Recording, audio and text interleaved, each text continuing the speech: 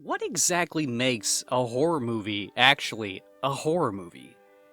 I think when most people think of horror, they think blood, guts, maybe a monster, definitely a killer, or at the very least, a threat to a character's life or something in the movie.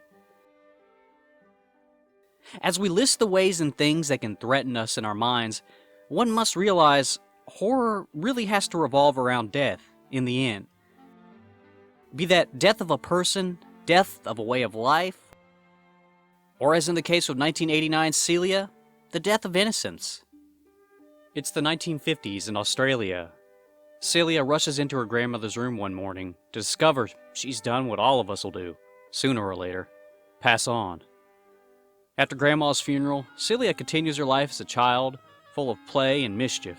She acquires a rabbit, meets the neighbors, who turn out to be communists, and even has occasional visits from dear departed Grandma, who taps on the window at night.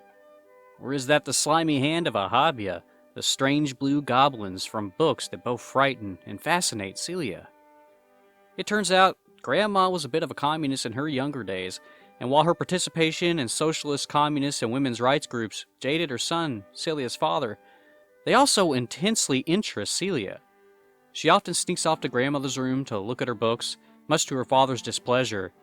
Celia's interest in the mysterious world of adults, a world of politics, sex, and eventually, death, all swirl together, coming to a violent outburst after the Australian government confiscates her pet rabbit to stop the plague of rabbits that was occurring during those times. Celia was a great movie. It's a real surprise, really.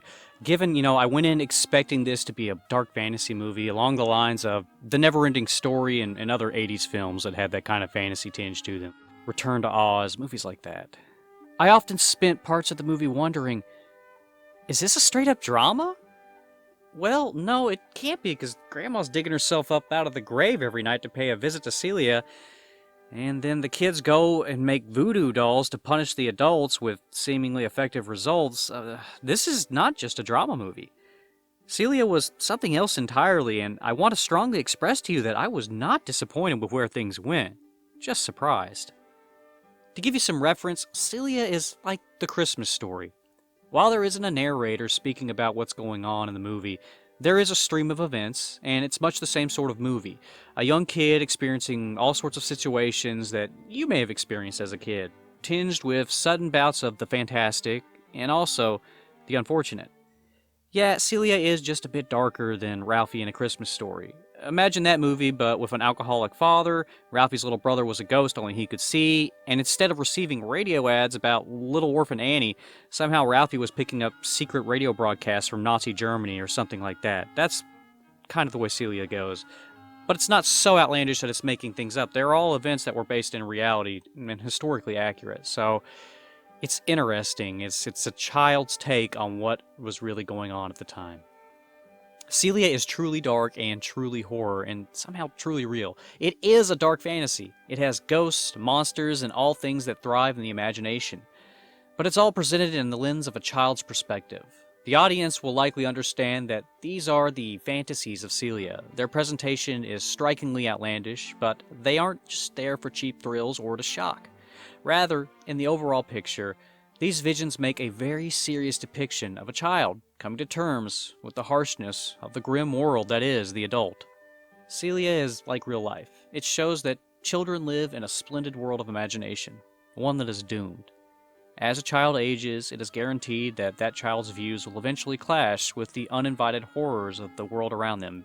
They come in the form of overbearing governments taking away rabbits, petty adults forbidding relationships they don't approve of, and the cutting, inescapable pain of simple loss. Celia experiences the death of relationships when her friends move away. She experiences the death of joy when her rabbit is taken away. And she experiences the death of innocence when she finds that actions do in fact have consequences. We learn through Celia in the movie that the more we try to hang on to things, the more they escape us. Celia isn't make-believe. It's a child trying to use make-believe to interpret the horrors of the adult world and to cope. Disillusionment is the purest, most realistic form of horror there can be. No, the demons in the movie aren't literally demons, but the parents are. Does that make sense? As a film, Celia has excellent pacing, a good soundtrack, great performances by the children and their caretaking adults, and good monster SFX. Overall, though, the movie's biggest strength is just how in touch it is with childhood. The creators definitely had their fingers on the pulse of, a light shining on the primitive fears of, and the time to humor the pure energy of being a child. Remember being stuck in a chair in an almost unbearably hot, dark movie theater, being bored by whatever movie was playing, desperately wishing that you could just get up and run around and burn off all that energy you had inside of you?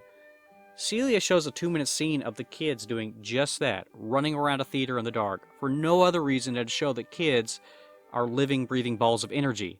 In a bad movie, this would be an annoying, pointless scene, but in the poetry of Celia, it makes sense. It's kind of like a pause, and then you really see that these are just kids, and they do weird things sometimes, just to do weird things.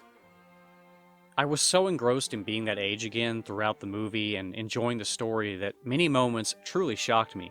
I absolutely didn't see the things this movie was going to do coming, and I refuse to speak more of it so you can really just go enjoy them as naturally as possible. It's worth your time. Remember, horror is not just the inclusion of certain elements. True horror is the accuracy of which familiar things, situations, and feelings can be conveyed to elicit emotions. When we are truly alive in a moment is when we are most aware of death. Celia is a film well worth your time. I give it 5 creepy blue hands tapping at your window at night out of 5. Are you prepared for a trip back to when you felt invincible, but were actually more vulnerable than you ever knew? All of these things are designed to frighten a monkey.